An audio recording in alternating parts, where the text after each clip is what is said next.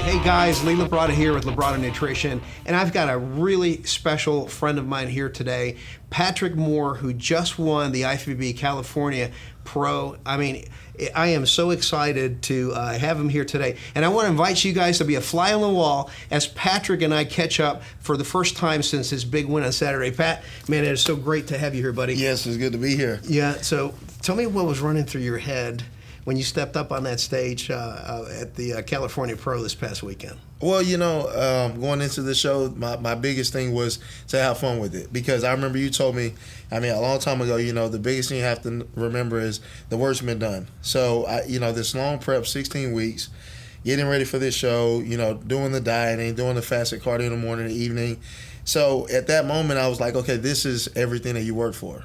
So, you know, now you just have to go and perform and have fun. So that's what it was. Once they called number 9 from Tomball, as country as that's from Tomball, Texas. That's where we're from, Tomball, Texas. And, you know, so it was like, you know, at number 9, and in my head I was just thinking like, all right, man, it's your time. Like, this is what you worked for. Oh my gosh! It's been 12 months, and because I told myself first call out. Yeah, first call out, and it was crazy. I mean, it's one of those deals where I imagined it already, so I kind of envisioned like, hey, you're gonna get first call out, you're gonna go out there, you're gonna get center, and you're gonna own it. Like, you're gonna pose confidently, and it happened. You're gonna smile, and it happened. And so as it was happening, I mean, literally, when you're called out, first call out, what is like rushing through your brain?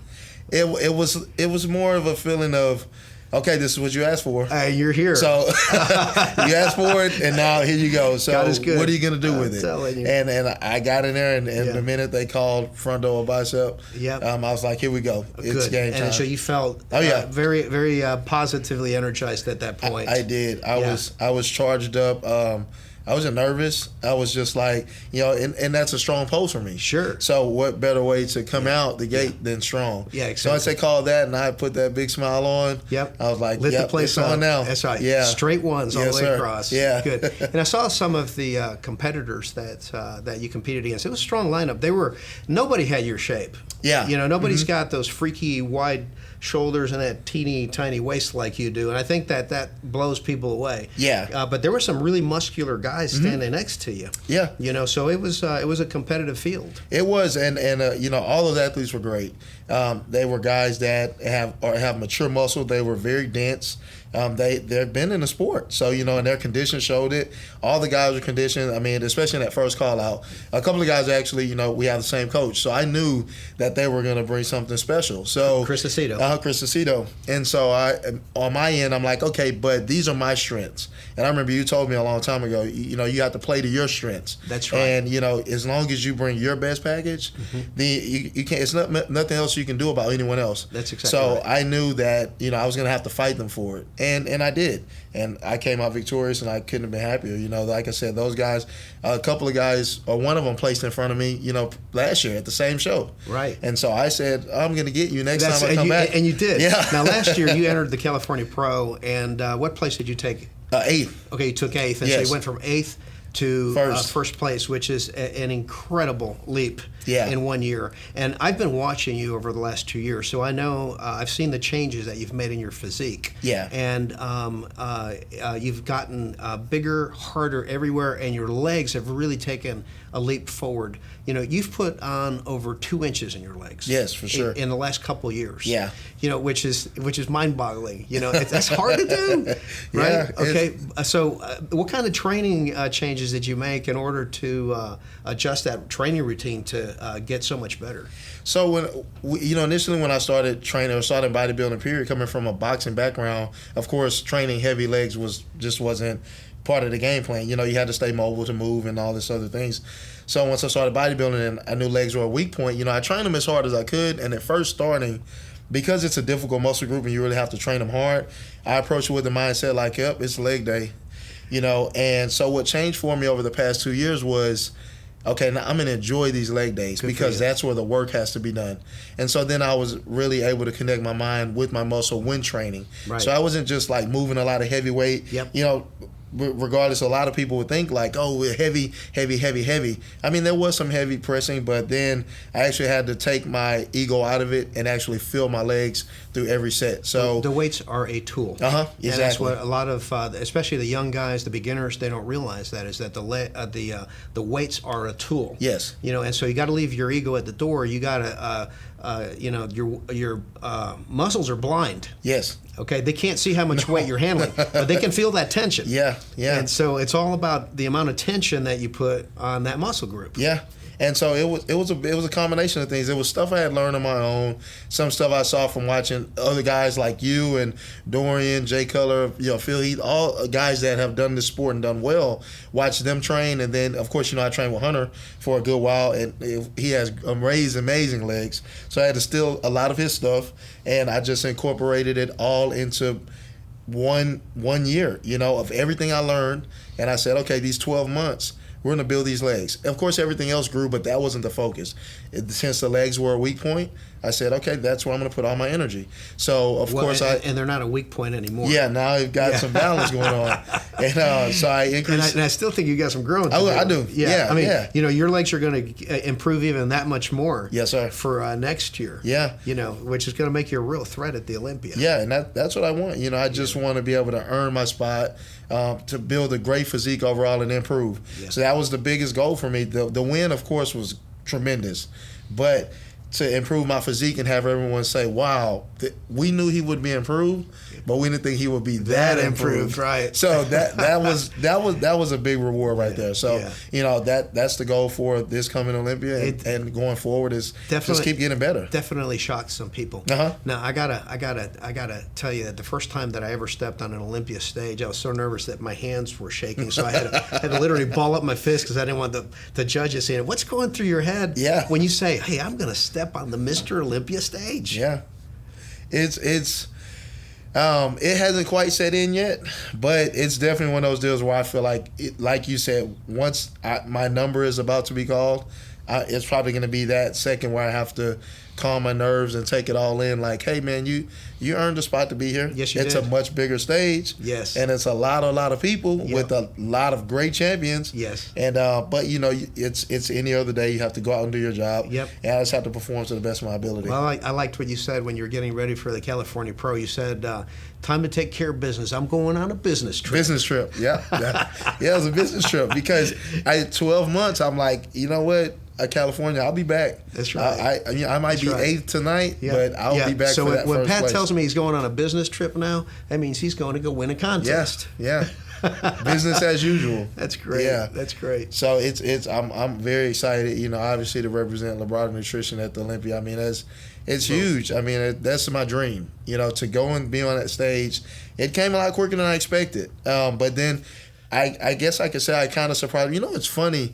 I think it may have been Hunter I was talking to.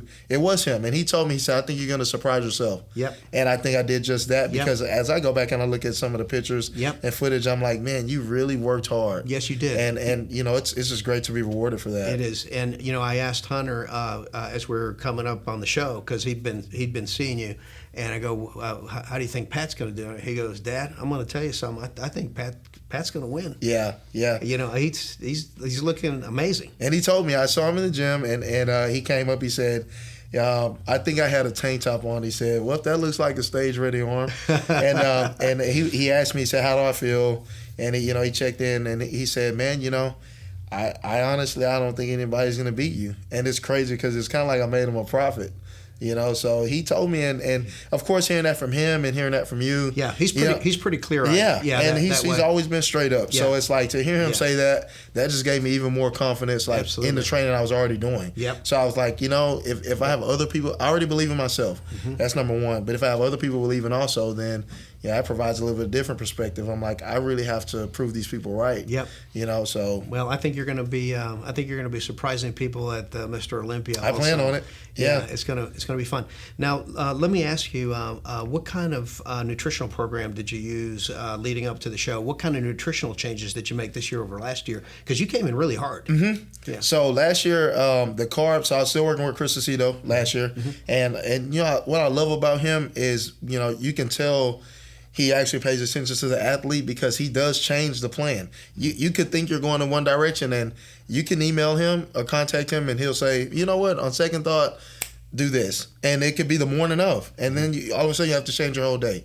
So what I did notice that was different this prep is we implemented fasted cardio, right? So it wasn't just in the morning. Doing cardio while you're still fasting. While you're still fasting. Okay. And that was in the morning and in the evening. So Okay. it was before my first meal and after my last meal. Okay. So that was pretty taxing because, I work 7-8 hours a day training clients. Yeah. Then I have to train myself. It's a lot of work. And then on top of that was low carbs. Yes. I mean, there was a good 2-3 week period where we didn't go over a cup of oatmeal and a cup of rice. That was the only carbohydrates all day. And then it was just salads. It was meat and lettuce. And so it was pretty taxing. And every time I felt it, but I had to tell myself, hey man, this is for ultimate goal. And when I looked at my physique, I compared pictures from, leading up into this show as the show last year, and I could really see the difference. And that just kept me motivated, like, hey, what you're doing is working, so you just need to trust in the process and do it. So that's what it was. It was just your basic chicken. I had one steak a day, so that's where I was getting some of my fats from.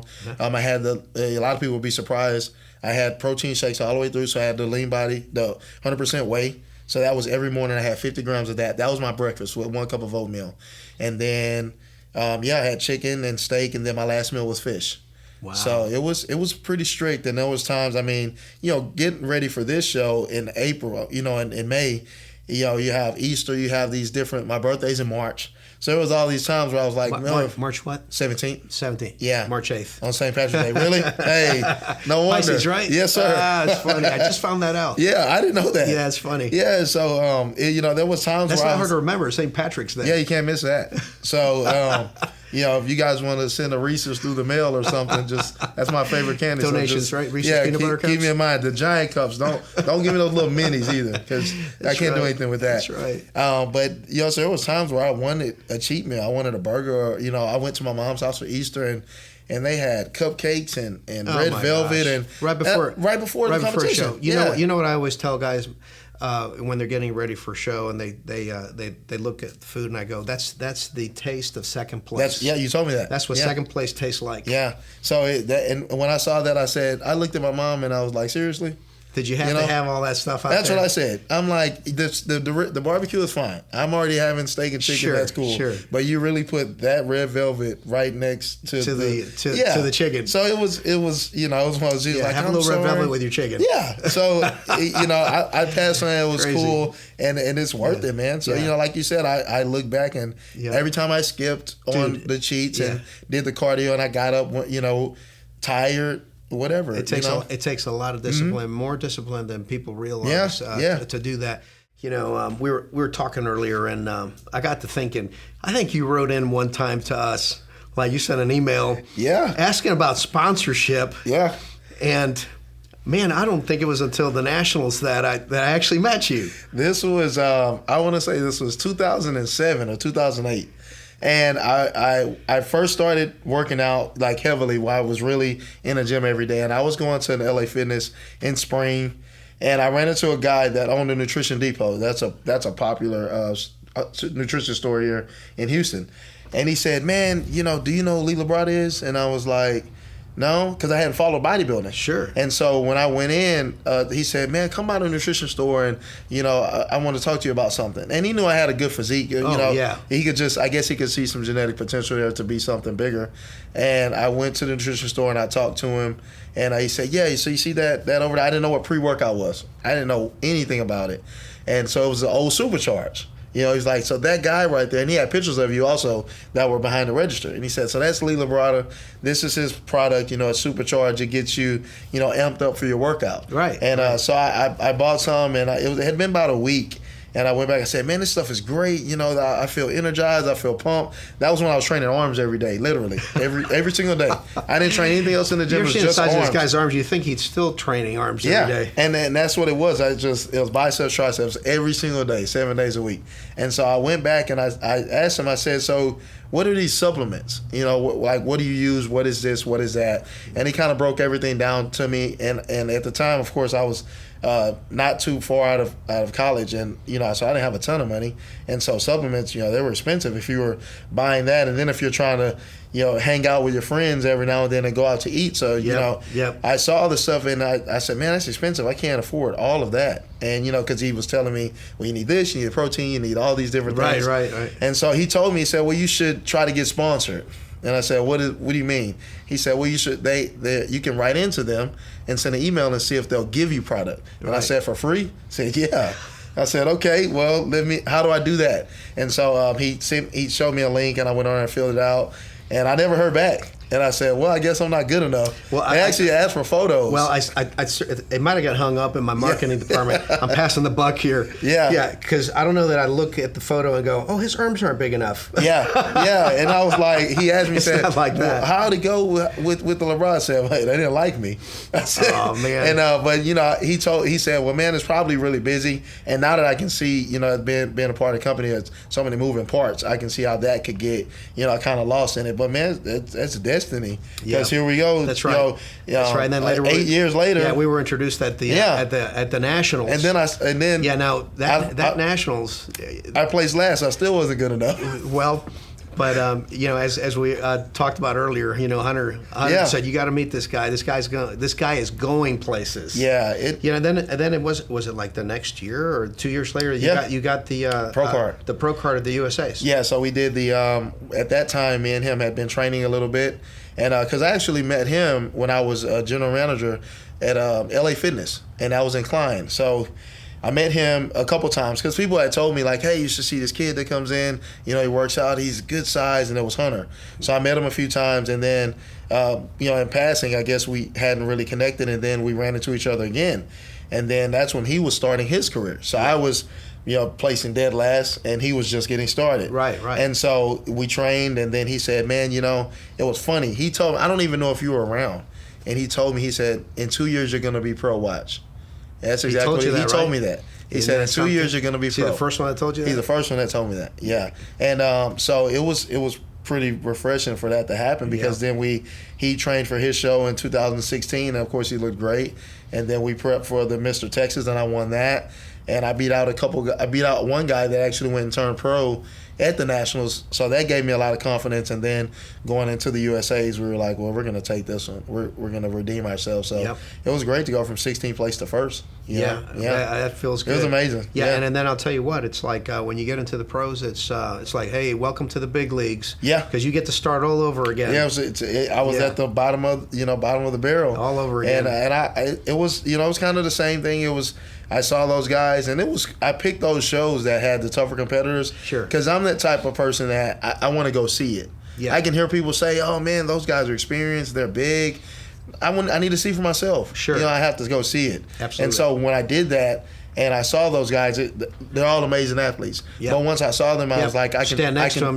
I can do that. I can do that. And so I went back, and I said, I'm gonna do that. Yep. And I've done that. You sure did. Yeah. So it's refreshing. So this experience at the Olympia will be the same thing. Of course, I'm more confident because of the improvements I've made, but I want to go see.